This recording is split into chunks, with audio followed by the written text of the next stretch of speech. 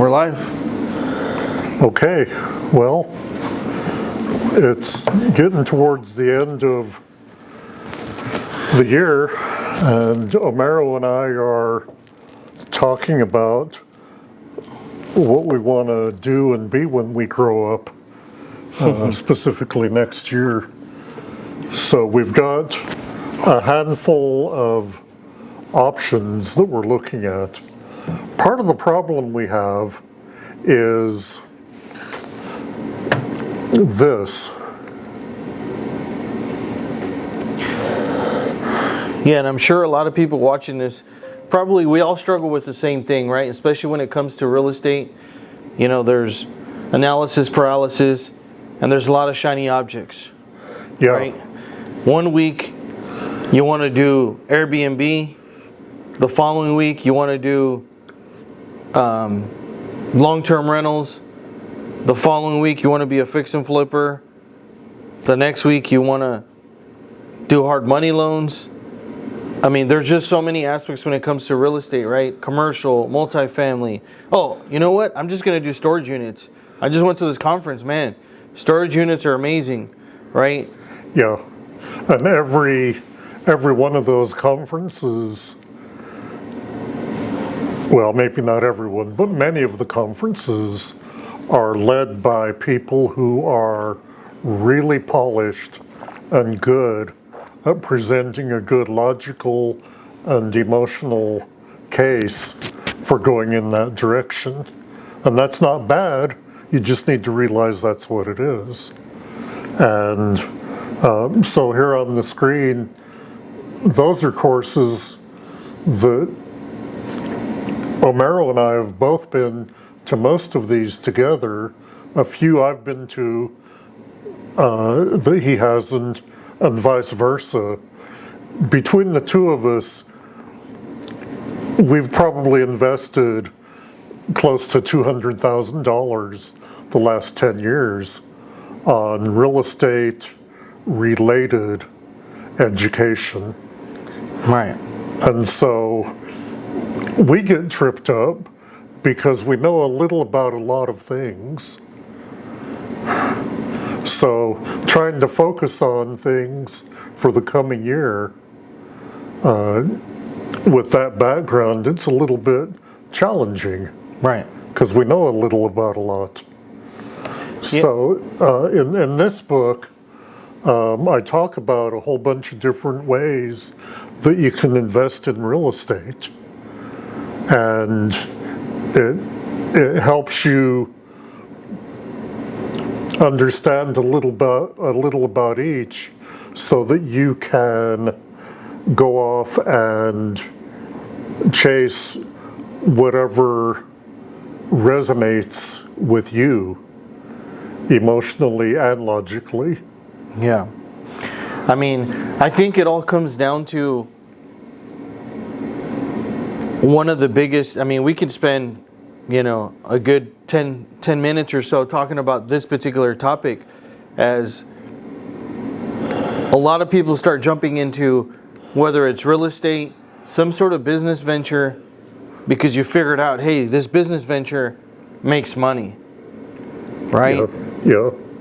But we never really take the time to answer or ask ourselves, is this really the business model that I really would be excited about doing long term? And more importantly, does this fit my vision? What is my vision? Right? And you think about it, a lot of people sometimes get so excited about going down a path of generating income, which is great. But what kind of lifestyle, you know, are you going to be living in, and you're okay with that? And a perfect example is, for those of you guys that may be watching me for some time, you guys may or may not know, but I used to sell cars. So I sold cars for about 4.5, 5 years or so. And when I got started in the car business, I quickly learned, and I said, you know what? This isn't something that I feel like is going to fit my lifestyle and something that I want to really be doing long term. Why is that?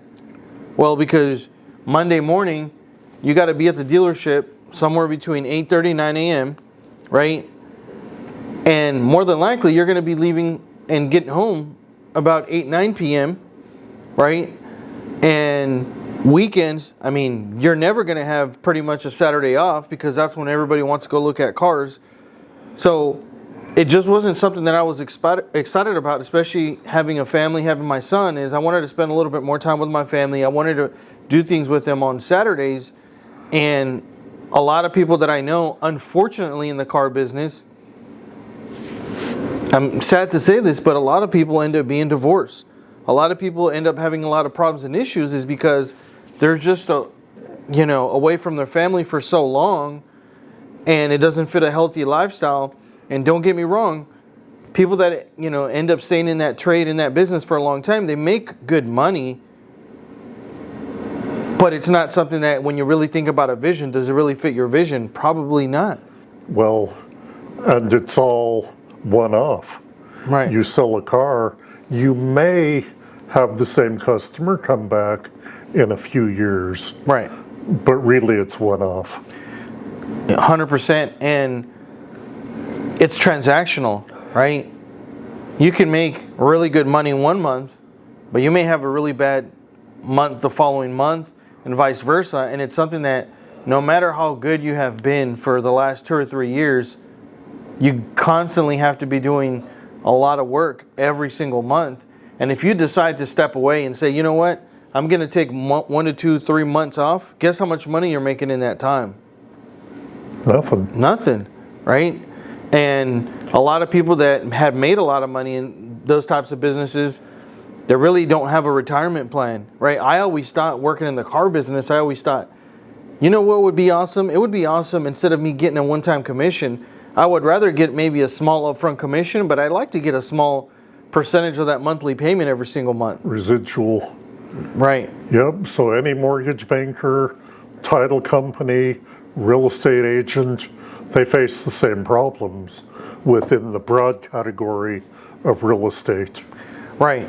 So switching back to the real estate topics is, as you said, right, you can go to a lot of these convention seminars and webinars on all these different aspects of making money in real estate, but you always got to ask yourself, right, what does my ideal vision, my ideal lifestyle look like, 10 years, 15 years, 20 years down the road, whatever that time frame is, and is that something that I'm going to be happy with and that is going to allow for my family to be okay and to be happy, right? I mean, there is always a sacrifice period, don't get me wrong, there's always a sacrifice period, but you just got to think past that sacrifice period and saying, okay, down the road, what is this going to look like, right? For example, fix and flippers, right? One and done. One and done, right? I mean, there's a lot of people, especially right now in this current market, as we're recording this, November 2025, there's a lot of people that had to throw in that towel, fix and flippers, because they got in trouble. And they constantly have to be buying flips to be able to generate money because that's their model. And sometimes they're pressured into buying properties that may necessarily not be the best in terms of numbers, but they're somewhat forced to buy a property to generate money. And when numbers are tight and when the market changes, you can get in trouble. Right, so if you buy anticipating a sales price after the fix and flip is done, and that price isn't realistic anymore, you're going to eat the cost. Right. You're going to eat that price difference. So a lot of people know one or both of us, and we get approached quite often from people who like what they see, like what we do. They want to have coffee or have lunch with us to pick our brains. They want to shadow us for a week. They want to learn everything we know. Well, that's pretty tough. Right. So we're working on this concept, formalizing the concept of different strategies that we can use to get to a point where we can create a note, because that's where we both want to be, in the note creation business and holding as many of those as we can for our future income. Right. So that takes a bunch of different forms. What we do mostly is we market for properties that have an owner that's in distress, and we try to help them out. So marketing for those properties, acquiring them, fixing them, flipping them, selling them with owner financing, all the way to the end. That's if we do the whole thing ourselves. There are other models where we might step in where somebody else has done the front end of that, and we take over at a certain point and go create the notes. Again, that's where we're headed, is creating the notes. Right. Yeah. I mean, as Joe was talking about, right? I mean, there's a lot of training that we've been to. There's a lot of things that we've been exposed to as different things, and out of everything that we've experienced and learned, what we feel we want to focus on and do more of is originating, creating those notes, and being on the paper side of the business. And the majority of the people that I end up meeting and talking to, I think long term, they always want to end up in a similar path. They always want to be on the lender side, right?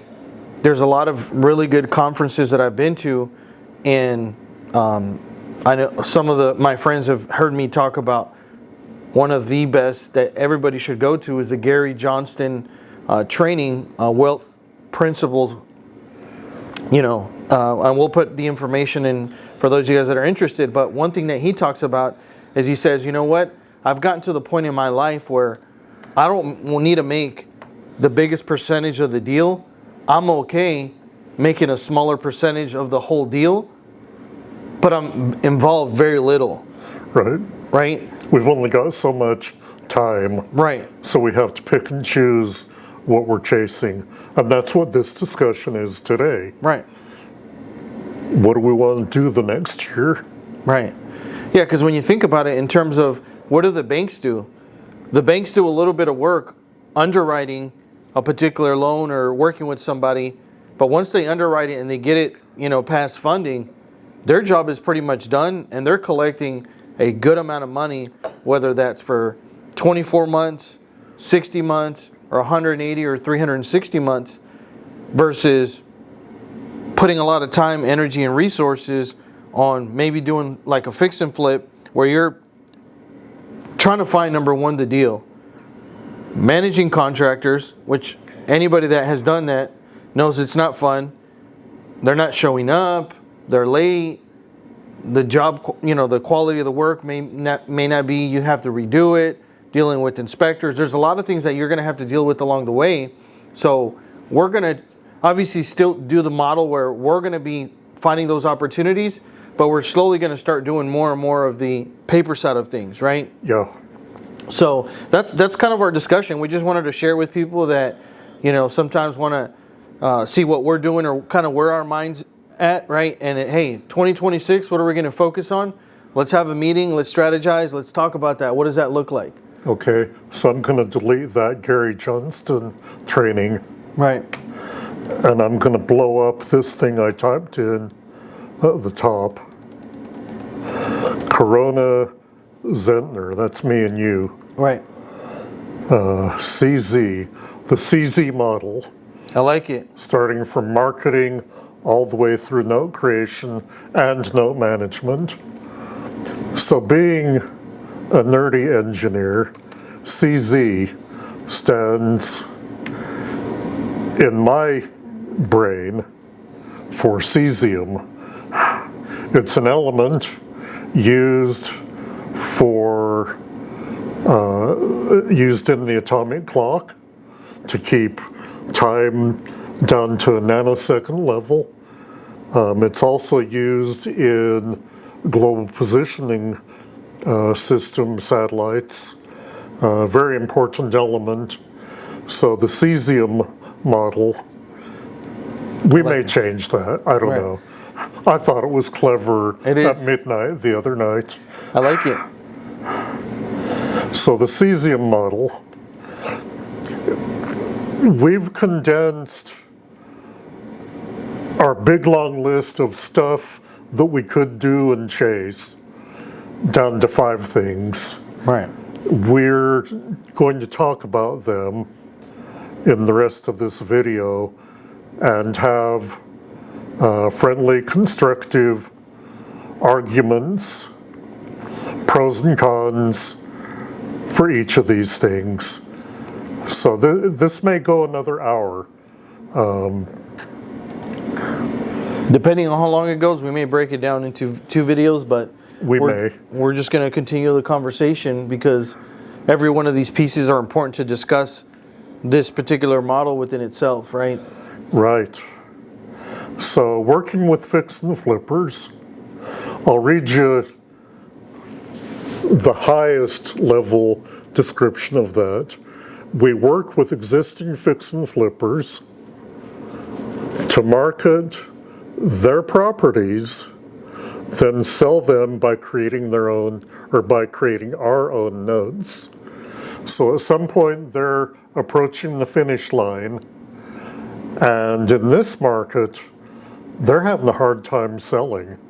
Right. Buyers right now feel entitled to push back on price, concessions, etc.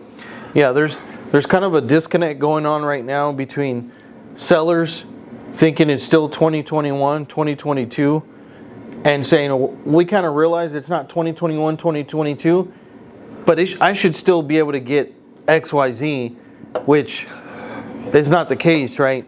What a property sold for 6 to 8 months ago probably is not going to be the same comps of what it's going to sell for between now and the next 90 days. Right. So there's a disconnect there. And then, like you said, buyers realizing over the last year, wait a minute, we can negotiate a little bit. And on certain markets, obviously real estate is very localized depending on exactly even not only what market, it comes from what city. And not only that, but within the city, there's different neighborhoods that are going to have higher demands than others. But with that being said, like you said, Joe, fix and flippers are struggling that their properties are not selling as quickly as they'd like, right? Sometimes 6 months, sometimes 8 months, sometimes, maybe even 12 months for some people where they decide to take it off or keep it as a rental. So this is going to be an opportunity for you if you're looking to sell your property to add a whole nother buyer pool that you've never thought about or don't realize that exists, right? Where there's people looking for opportunities to buy a home that are typically self-employed or for whatever reason fit outside the normal bank box. And So I've got a slide here I'd like to pull up. This is from a presentation that Omero gave at the Note Expo conference recently.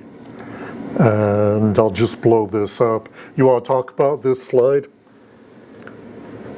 Yeah, so this was actually, a presentation that we gave to Note School community members where we were talking about working with owner finance buyers. And for us, our avatar tends to be, a high percentage, I'd say 95%, the Latin community. For several reasons, right? One of the reasons I talked about is just lack of education, right? Sometimes they don't understand that they can even buy a house, right? They don't understand credit. A lot of people don't understand credit, but for sure that community just doesn't understand credit because we've had several conversations with buyers that have said, I'd like to buy a house, but I don't have any credit. And then we end up running them through an RMLO, which is a residential mortgage loan originator that collects all their data and does a credit, check. And they end up having a 700 plus credit score. They just don't realize, they bought a car, they financed it, and they may have paid it off in 2 or 3 years. Well, they built credit there. They might have gotten, a dump trailer, financed it, paid it off, they built credit. So there's just lack of education. And then also one of the biggest reasons is coming from, depending on the country, there's just a lack of trust with the governments and the banks, right? They've been taught to not trust the banks, not to have their money in banks. So when we talk about mattress money, that is very real. A lot of people, a lot of that community tends to have a lot of their money in a safe or some sort of mattress where it's really just cash at their house. So there's a lack of trust, and if they're not having bank accounts, then it's going to be hard for them to start building the relationship with the bank to get, financing. Right. So the other thing I want to talk about on this slide, you see curves that are going up and then bam. Right. What those curves are is mortgage credit availability index. And what they say is at the very top of the curve, way up here, a lot of people qualified for purchasing a home using a mortgage.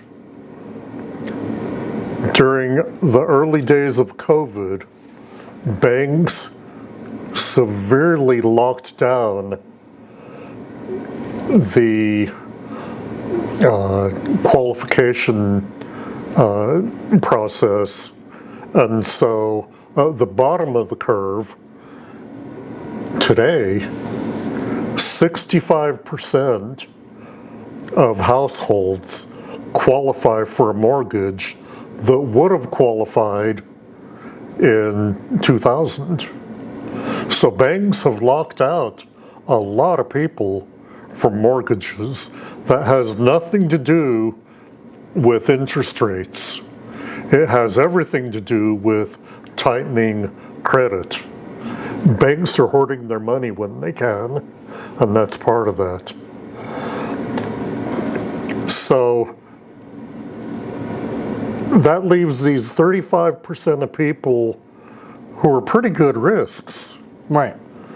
But they've been priced out of the opportunity by lack of availability of funds. That may get worse. Right. In coming months and years. Nobody knows. Maybe Scott Besson does. I don't know. Right. But yeah, I mean, nobody has a crystal ball. But for those of you guys that are watching that may be fairly new to the whole owner financing space and financing a borrower that can't get traditional financing, automatically thinks, well, these are extremely high risk loans, and they're probably going to go bad after a few months. Well, here's what we'll tell you. When you look at it, as of right now, you can look and do some research on, there's a lot of headlines, a lot of articles that we can even, put in the comments, but there's a lot of articles on foreclosures increasing over the last couple of years, and more so this year. And if you look at those foreclosures, the majority of those foreclosures tend to be VA loans, FHA loans. So there's a lot of those loans that are in foreclosure. And when you think about it, what tends to be the common denominator? Well, the common denominator on a lot of those loans, very little money down, right? So based on our research and based on conversations with people that have way more experience than I have, one of the most important things when it comes to seller financing is getting a large down payment, right? And the large down payment for us, typically is right around the 15% of whatever the sales price is, right? So if you're selling a $200,000 home, that's going to be right around $30,000 for a down payment. That's a significant difference versus somebody applying for that loan, getting a, no money down loan right now, or just a couple $1,000s. It's very easy to walk away from not very much skin in the game, a couple $1,000s, versus I put $30,000 into this home, plus some things that I may have done over the years. So for us, we've had really good experience with selling to these families that put a lot of skin in the game, and they're going to take care of the property and they're going to pay their mortgage, right? Now, of course, not everybody's going to pay exactly like clockwork on the first of the month, but they're going to pay sometime between the 1st and the 30th of the month, and they're going to pay. And, I talked about this at the presentation. I've had several conversations. I had one conversation with a gentleman that is in his 90s that has been doing seller financing for the past 25 plus years. And he said, you know what? I've done millions and millions in loans to this community, and I've only had, out of all my loans, one of them go bad where I had to foreclose on them. And I won't share the second part, but it was one particular individual. But yeah, I mean, out of hundreds of loans, only one of them went bad over 25 plus years. Because of why? Getting that large down payment. Yep, that's a big part. Also in the community where we give most of our loans, they're small business owners. Right. If somebody's been running a business for 5 years and the business is still going, they're pretty good at managing money. It may be in the mattress, Right. but they're pretty good at it. They're a good risk. They probably write off every cent on their taxes that they can. Just like any business owner would. Right. And the other part of that is they typically have, multi-generational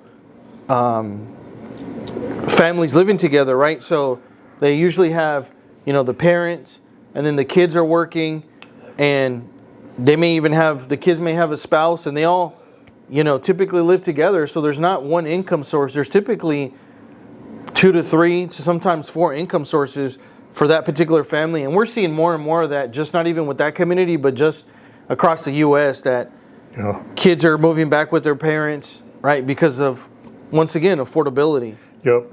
So back to this first bullet and what got us going down that road that we've been on the last 10 minutes.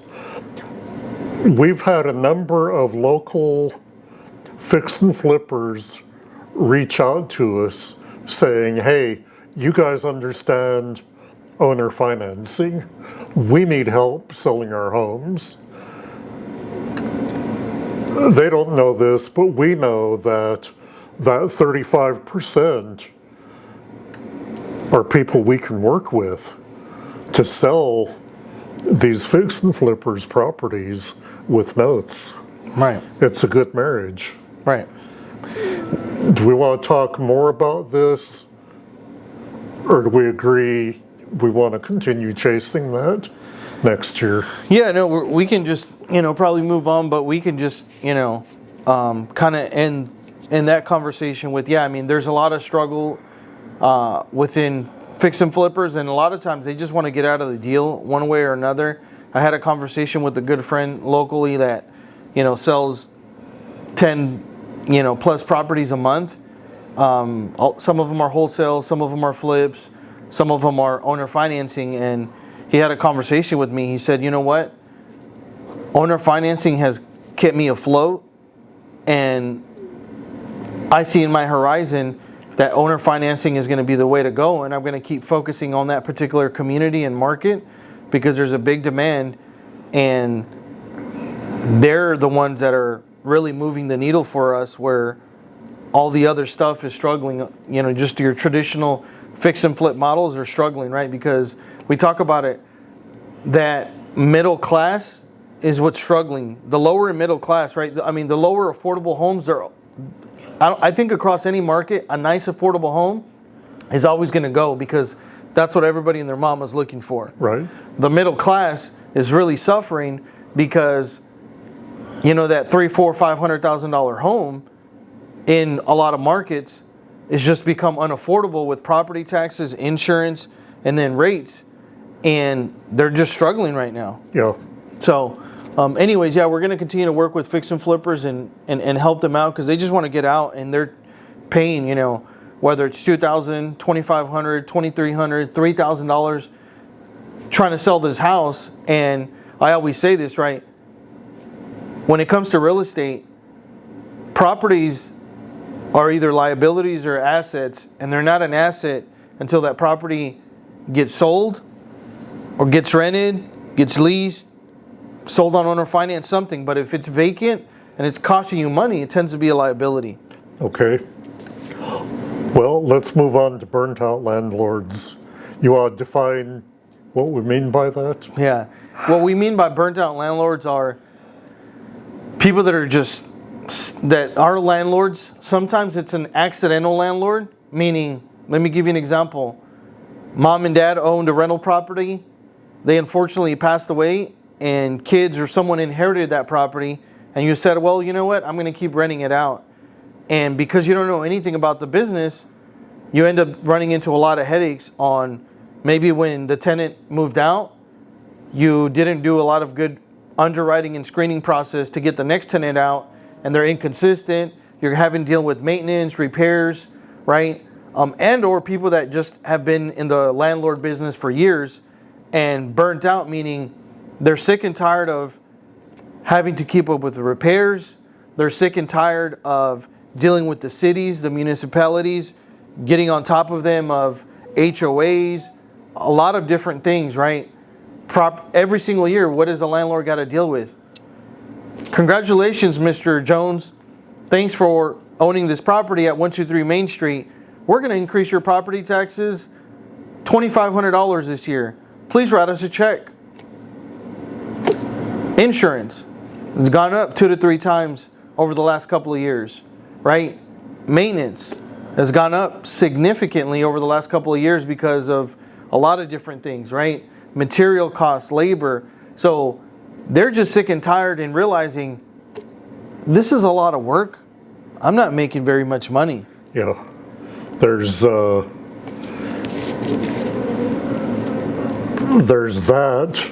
in many markets.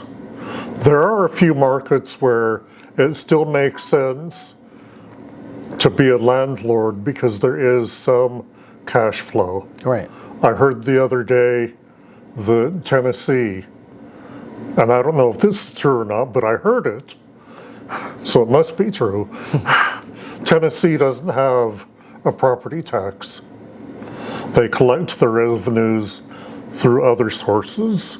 Right. And so that squeeze of what I can rent for versus all my expenses, that squeeze isn't as severe in states where there are no property taxes. Right. And you know, going back to the conversation of, tired landlords, right? Having rental properties has its place, and I think is very important. We still have a few rental properties. To me, it's more of a tax strategy and making money down the road. Not making money really today, but having some sort of nest egg, fighting inflation. It does have its purpose, but it goes back into the $1 million question. Why did you get into real estate? Why did you buy a rental? Did you buy a rental because you want to make money in 10, 15, 20 years? Because you wanted, to have a tax strategy? Or did you buy a rental property because you wanted cash flow today? So if you wanted cash flow today, without a question, you'd rather be wanting to buy mortgage notes, right? And we have a lot of videos where we're going to deep dive and give examples of it. Just a no-brainer, right? If you're making $200 net cash flow on a rental property, if you sell that same home, you're going to probably make 3 times, if not sometimes more, but roughly right around 3 times of what you're making without the headaches, tenants, toilets, repairs, cities, taxes, insurance, all that stuff. Right. So a lot of landlords will have rented to somebody a few years, and maybe they've been great tenants, hopefully. Not all are, right. But hopefully they have, and then they move out. Well, dang. Now I've got to do 2 years worth of income in repairs to get it fixed up for the next tenants. Right. Additionally, you've got that downtime of repair time and finding the next tenant. And that's coming out of your profits as well. Right. Other than maybe Tennessee, rentals are not a good way for cash flow right now. Yeah, and I'm sure there's other small markets, where properties are, $40, $50, $60,000 still. But we're in the Dallas-Fort Worth area. I mean, an affordable home in this market, tends to be $250,000 or so. And those are getting harder and harder to find. They're only on small, particular markets and communities. So it just doesn't make sense. As they say, the math just isn't mathing right now. So we're going to be working with those folks to help them understand that they can, number one, sell us the property, make the same amount of cash flow or more without all those headaches, or two, help them understand seller financing and helping them sell that property via owner financing, where we can potentially buy those notes. Yep. Or create some sort of win-win model for everybody involved. Right. So we may charge a fee to help a burnt out landlord create their note. And then in that note, we would have right of first refusal to buy that note down the road if they want to cash out and move on. So do I mark this one green? Yeah. Okay. I can already tell you the next one is not going to be green. Should we come back to it and move on to the other two? We can. Or do you want to dive into this now? We can go over it, but okay. So for a lot of you guys may or may not know, so myself and two other good friends and partners, Samuel Morales and Marlon Pleites, which are really good friends. We run a Latin community, which is kind of all over the U.S., but we do have local meetups here in North Texas, focused on helping educate the Latin community when it comes to anything and everything related to real estate investing. So that community, we have hundreds of thousands of followers through different social media platforms, and we have a big demand for people in that community that are wanting to get started. And a lot of them are our contractors, your contractors, people that have been building homes, have been in some part of the construction business or some sort of small business owner, and they just don't understand the financing aspect. And just like anybody, somebody gave me an opportunity to buy my first fix and flip. Somebody gave me an opportunity to buy my first rental, and we want to give that community an opportunity for them to buy their first investment property. And they may have limited resources, but they have resources. We've talked about that. They have mattress money, right? They have a little bit of money, and we're going to potentially offer 100% financing for those contractors that know the construction business, or maybe even a general contractor, maybe a painter, maybe a plumber, maybe an electrician, any one of those small business owners that wants to get started. We are going to fund and guide them a little bit on getting their first investment property, which is a rent or a fix and flip. And in exchange for us offering 100% financing, we're obviously going to charge a premium and a potential profit sharing model with them, right? Right. So it creates a win-win opportunity. And when I first got started, I mean, if somebody would have came to me with this opportunity, I mean, I wouldn't have hesitated, because it doesn't really matter if I'm giving up a little bit or, whatever that is, but it's giving me an opportunity, right? It's like if somebody would have never gave me an opportunity on my first fix and flip, I wouldn't have been able to generate, whatever, $40,000, $50,000, $60,000, $70,000. And if I had to do some sort of profit sharing model, I'd be okay with that, because if not, I wouldn't have that opportunity, right? Yeah. So I know that we're going to, iron out all the details, but that's kind of the overview of what that's going to look like. And one big question, where does all the funding, where's all the capital coming from? Well, it's coming from some of our friends and colleagues that want to put their money to work, but don't want to be involved very much, right? Passive investors? Passive investors, yep. Yeah. So this model comes with some risk. And the risk is they may be great at plumbing or electrical or whatever it is. They may not understand the numbers that are required. And I'll paint the picture this way. You buy it at this price. You believe it's worth this. And you believe it's going to cost this amount of money to do the repairs.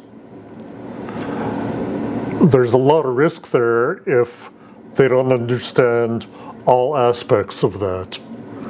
And so we will be very cautious. Yeah, I was going to say picky, but cautious is a better word. The numbers are going to have to be conservatively estimated to make sure there's enough cushion there for the oopsies that always happen. They're always going to be there. The other part of it would be to make sure that, let's say it is an electrician like Luis who wants to do this.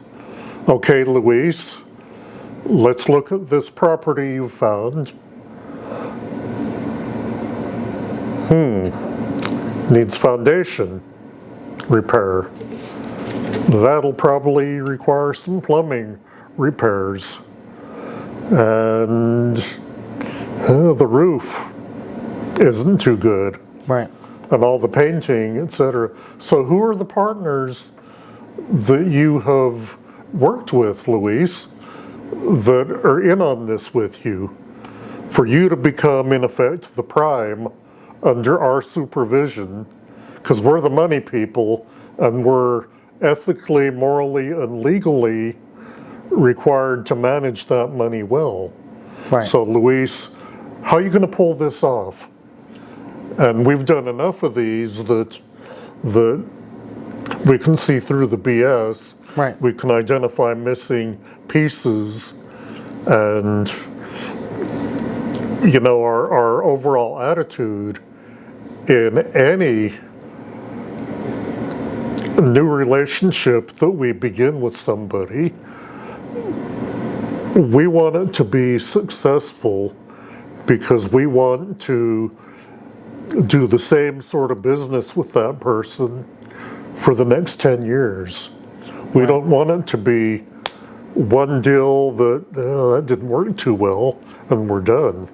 Because there's an awful lot of momentum required in building a relationship. There's some monetary aspects to it. There's our time, our energy, our emotions. It's work to build a relationship like that. Right. Why would you ever want to do a one-off of that? We want to make sure with our conservative running of the numbers that this is going to work out for everybody. Yeah, I mean, it all comes down to underwriting, right? I mean, first and foremost, I don't think anybody will really understand the numbers. It doesn't really matter. I mean, I remember when I got my first fix and flip, and I've talked about this, to be quite frank, I made a lot of mistakes. I mean, I made silly mistakes that you'd be like, what? I didn't allocate money for cast iron replacement on a 1960s home in Mesquite, right? However, I did know that, I bought that property for 30, 40 cents on the dollar. So there was more than enough to make multiple big mistakes and I'd still be okay. So that's where our experience comes in, is when we, it all is going to come down to underwriting, walking these properties. We're going to actually walk the properties to making sure that whatever they're saying, we can verify. And number two, just do the underwriting. it doesn't really matter what they think that they can sell the property. We're going to do our numbers on what we feel is the right number and make sure there's good enough margins. And for that reason, it's going to be a little challenging, but we'd rather do a few good ones than a lot of mediocre ones that a few of them could get in trouble. So we're going to do really good underwriting. And one of the biggest pieces to this is, okay, let's say that our numbers are fairly right on as far as what we can sell the property for, but what if, even based on the data, because that's what people are saying right now, based on the numbers and the comps, I'm not sure why this property is not selling. Based on all this data, it's saying that I should be able to sell it for $360,000. It's just not selling, right? So what's our strategy is we have to underwrite every deal that, hey, if we'd have to refinance that property into a DSCR loan or some other long-term program, will that person or will we still be okay in the positive side as far as positive cash flow if we have this property as a rental? And I think that's where a lot of people have gotten in trouble, is they bought these properties only having one exit strategy and saying, my exit strategy is I'm going to do short-term rental. Great. What happens if that doesn't work? If you can lease it long-term, are your numbers going to still work? And if the answer is no, then we shouldn't be taking on that deal. That's right. So that's the second aspect, is we're going to underwrite it on, okay, if the objective is to flip this property, it has to fit the box of, if it doesn't, are we still going to be able to rent it and be okay? And if the answer is no, then we may require a significant large down payment, or just simply just say, no, we're not going to do that deal. Right. So, And so we're in the middle of deals in this category. Contractors on one side, investors on the other side.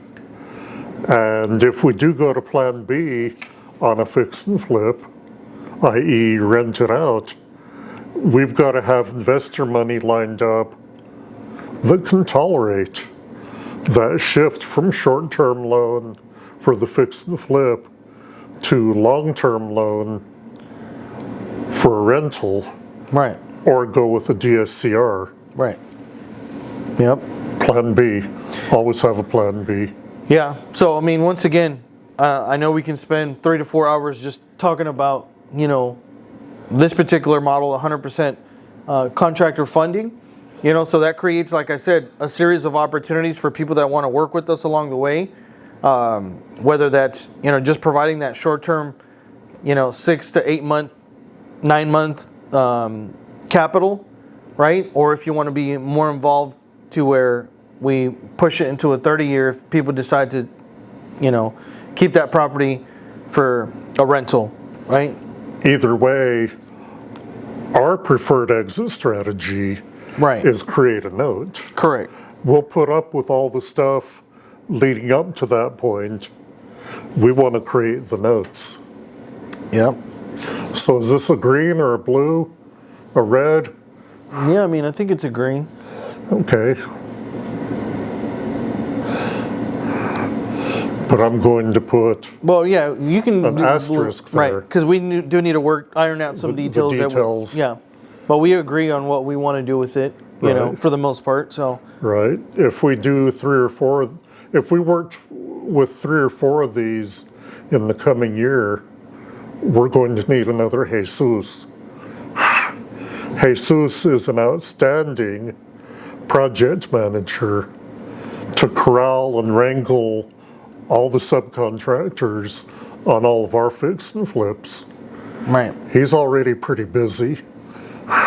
Yeah. Okay.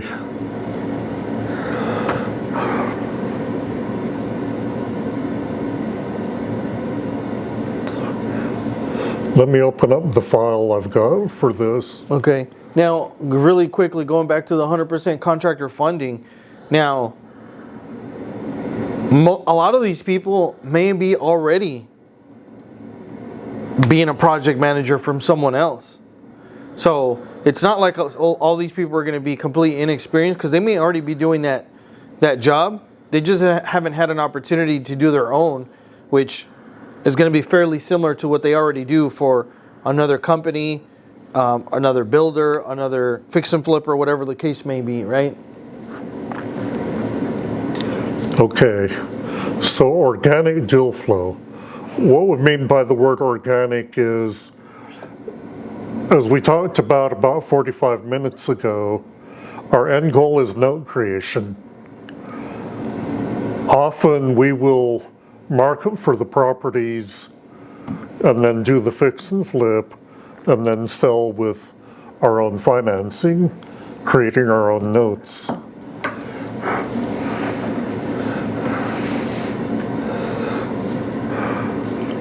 So there are a number of techniques that we use to identify properties that are candidates for our fix and flips that we do. Right.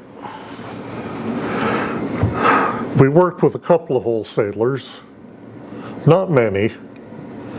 Wholesalers typically way overestimate the after repair value and way underestimate the cost of repairs. So, yeah, I mean, just like anything, right? There's great real estate agents and not so great. There's great loan officers and maybe not so great, right? I mean, at the end of the day, everybody's trying to push their product, right? And wholesalers, they're trying to make some money. And, sometimes they are overinflating, and sometimes it's simply they just don't know. They've never bought a fix and flip. So they don't realize sometimes their numbers are off, but there's great opportunities in that, especially in this market, them realizing the buyer pool is a lot smaller than it was just a few years ago. So they're willing to work with people just like real estate agents right now. Hey, I understand you may not make me an offer at my asking price, make me your best offer. So just because a wholesaler has a property and they're listing and saying, hey, we have this property for $200,000, doesn't mean they're not going to accept $140,000, $150,000 for that house. Take your shot. If you don't shoot your shot, you're never going to know. Yeah. There's probably some legislation coming down the road dealing with wholesaling. We won't go into that any further beyond saying that legislation will make it harder for bad actors that are wholesalers. Right. So, however, one thing that I do want to touch on that's also going to create an opportunity for folks like us, where based on certain people that we've worked with that need what we call short-term funding to do a double close, we're going to provide the capital for those people, where we'll provide funds for 24 to 48 hours or maybe up to 7 days if needed, but it's usually 24 to 48 hours where the wholesaler buys the property and he's already got a buyer and turns around and sells it. But instead of actually wholesaling and assigning it, he's just actually buying and closing on it and then turning around and selling it. right, the following day. That's what the legislation may introduce. Right. The wholesalers can no longer sign a contract with the seller and then assign that contract to an investor. Right. The wholesaler may have to actually buy the property, and that's what you were talking about. Correct. Yeah. So if you're a wholesaler and the DFW market and you're needing transactional funds, reach out to us. We'll see what we can do to help out. Yeah. I don't think we need to talk about any of those others, but all of these are different ways Right. that we organically generate from A to Z. Correct. That whole thing in the cesium note creation model. Right, because we have a team as well that we're out, reaching out to, potential sellers that fit our avatar that are very likely to sell. So there's just different ways that we generate, leads to buy those potential properties. Yep. So I did want to touch on this second one here under the organic deal flow heading. This is Omero's love. This is what he really wants to do going forward. That is, buy large tracts of land and then break it up into individual parcels, maybe a little development, maybe not, and then sell off the pieces Right. by creating our own notes. There are others that do that successfully. Right. We may get into this a lot more this coming year as the opportunities present themselves. Right. Yeah, I mean, if just really the pizza approach, if there's good land that we can subdivide, sometimes people don't want to buy 50 acres, but they want to buy 5 or 10, and we may have the opportunity to buy those 50 acres and split it up into, 5 to 10 parcels, whatever it is, and there's a lot bigger buyer pool for that, just like there's a lot more demand for, $250,000 nice homes versus $2.5 million nice homes. Yeah, right? That's right. So I call it the pyramid of affordability. Right. The more expensive the home is, the fewer potential buyers there are. And so down in the affordable homes, towards the bottom of the price structure, there's a lot more potential buyers there. Combine that with that graph that dropped way off of mortgage credit availability index, and that's our target. Yeah. Okay, note brokering. What we mean by that is there may be a note that already exists. It's on one of the note sales portals, or maybe we know of the note. Maybe somebody that owns a portfolio of notes contacts us and says, hey, we want to sell these 50 notes to you.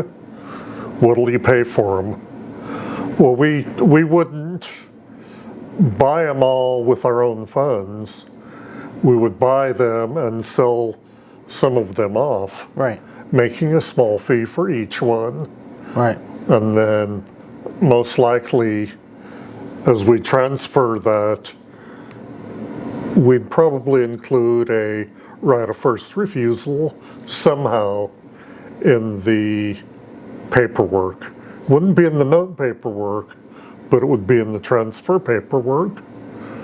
For instance, I bought a note from Mitch and Mike a few years ago, and that paperwork said, okay, Mr. Zentner, here's the price for this note, here's the unpaid balance, here's the interest rate, et cetera, and oh, by the way, you must use Moat Note Servicing, their own internal servicing company, and you must, if you ever decide to sell that note, give us the right to buy it back.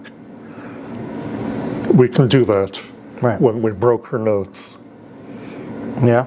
And that, by the way, is a note that always pays within the first 5 days of every month. The only downside is they may pay an extra 20 or 30,000 now and then. Right. So Not a big downside. but you got to deploy the capital. Right. So, Yeah. well, I honestly didn't think we were going to mark all these green. Yeah. I kind of questioned the third one and the fifth one over the past week. Yeah. I would like to put an asterisk on that one though, because I think there are some additional details we'd need to work out there. Right. So I'm thinking about the fact that if you buy a portfolio of notes, there'll be a handful of great ones. There'll be a handful of really bad ones. And then there'll be a bunch of so-so in the middle. Right. And I think we'd have to be careful who we are brokering them to. Right. Because going back to our philosophy of we want to work with the same people the next 10 to 20 years, well, if they all of a sudden get 3 notes that they bought through us that go bad, and they're not really great at notes,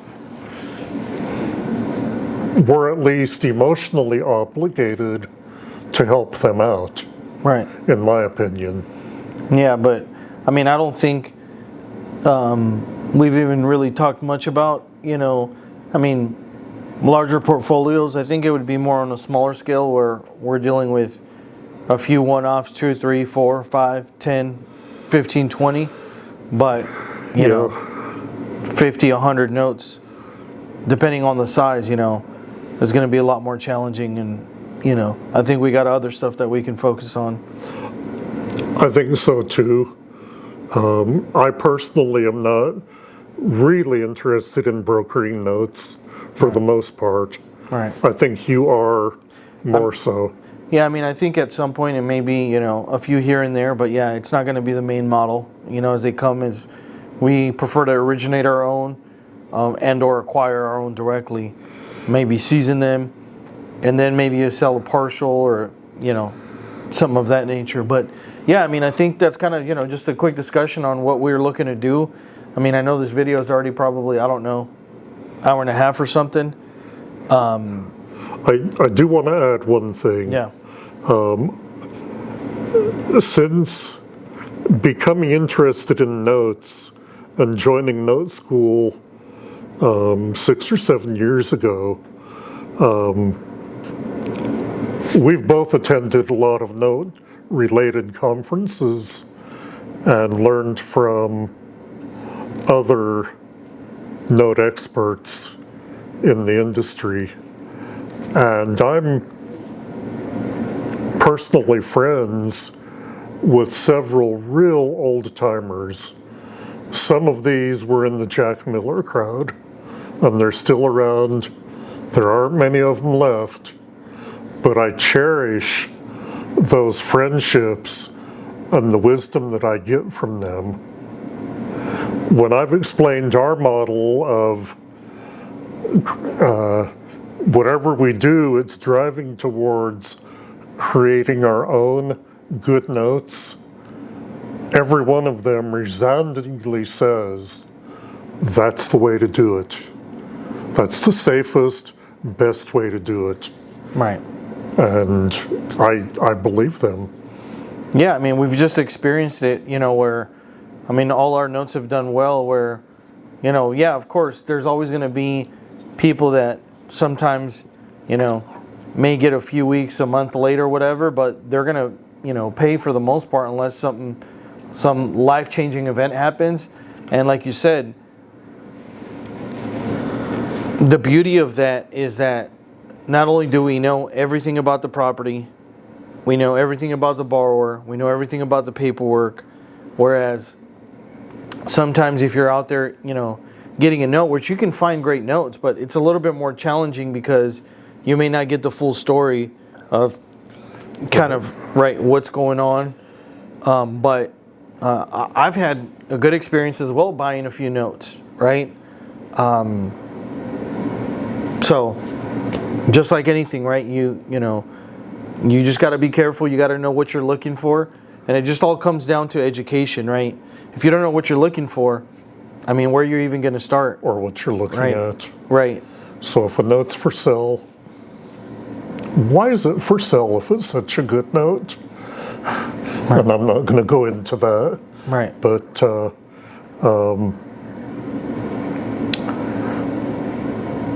related to all of these that deal with fix and flips, I do want to talk about a personal philosophy there, and that is when you're doing or overseeing the work, you want to maximize the likelihood that the house buyer, the borrower, is going to be able to make their payments. And part of that is minimizing the likelihood through good solid repairs that they're going to be faced within the next few years with a really expensive repair. Right. We don't want them to be in a situation where it's August. Do we pay to replace the air unit and not pay the mortgage the next few months? We don't like that situation. Right. So we're pretty conservative with our repairs, and we'll probably do the same with this contractor funding and fix and flippers. Make sure they're doing good work. Yeah. Yeah. Well, that kind of just highlights our particular model, because there's a lot of people that do it, a couple of different ways, which, there may not be a right or wrong way of going about it. However, for us, the reason that we're doing it the way that we're doing is because we want to do the job once and have very little maintenance when it comes to those notes as possible. And I do know of other people that basically buy a property as is and sell it as is with owner financing, knowing that there's potentially a lot of major repairs that property needs. And even though the note may perform well for a year or two, as you said, Joe, once they have the major plumbing issue and they can't repair it, and the plumber says it's going to cost $12,000 to repair, they're going to be in a tight situation. And I know for some people they say, well, if I just get the property back, we'll just resell it and make more money. To us, that's not very ethical. That's not the way that we want to do business. That's why when we sell our properties, as you guys have seen, we take care of all the major items, right? That's most important. It's better for us, and the way that we see it is for it, if it needs, plumbing, foundation repairs, to do that, and maybe not have such nice flooring per se, but making sure that the main areas are good. Foundation, plumbing, electrical, roof, insulation, HVAC, right? Water heater, all those things are important to us because, as you said, we want to make sure if there's something that happens down the road, it's going to be something where it's minor. Hey, you got to replace a faucet. It's a whole lot easier to buy a $120 faucet versus having to replace the plumbing at $10,000. Right. So no Taj Mahal, but also no junk. Right. And yeah, we'll start sharing some videos on some of the properties that we're actually buying, the befores, the afters, and shout out to our contractors, David, Christian, his brother with Modernize Interiors. They just do a phenomenal job, and I get compliments on every single property that I list, and they're like, wow, you have some great contractors that pay attention to detail and they do a really good job. Yeah, so do we want to tell people their names? I did. Let's see. That was Bill and Bob Smith with All Pro Foundation Repair. No. Yeah. Contractors have an expiration. Right. And they quote unquote, I feel, both ways loyal, right?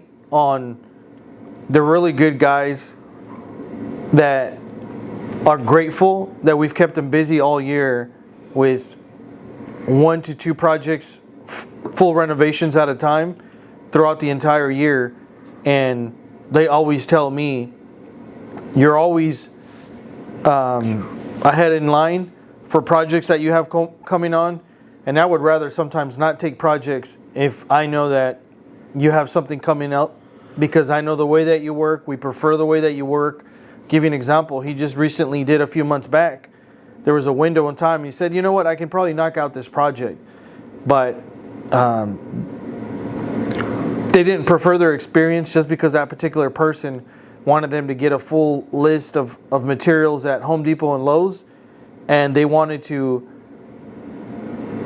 negotiate the, bulk pricing, so to speak, that would throw them off sometimes 1, 2, or 3 days, where they had to stop work because they couldn't take those materials to their project because they were waiting on somebody to approve, the list, and sometimes make modifications that sometimes took 1 to 3 days, and they're sitting there for 2 or 3 days, not really being able to move forward and just do nothing. Probably an engineer micromanaging them. Probably. Yeah, we do that well. So appreciate everybody for following along their journey. If you have questions, you have comments, put it on the video, and if there's something that you guys like for us to deep dive into, get a little bit more detailed and spend a little bit more time, we will be talking about further some of the topics that we discussed today, but not on today's video. It's been long enough, but appreciate you guys. Subscribe, share this information with anybody that you feel it could be useful. Maybe you're going through the same thing. What am I going to be doing for 2026? So those are our thoughts for 2026, and then we'll be releasing a couple of other videos on different topics. Some of those related to IRAs, right? How to work with your custodian, how to have some of these notes in your different, whether it's a Roth IRA, HSA, or whatever the case may be, and how to work through that. So thank you.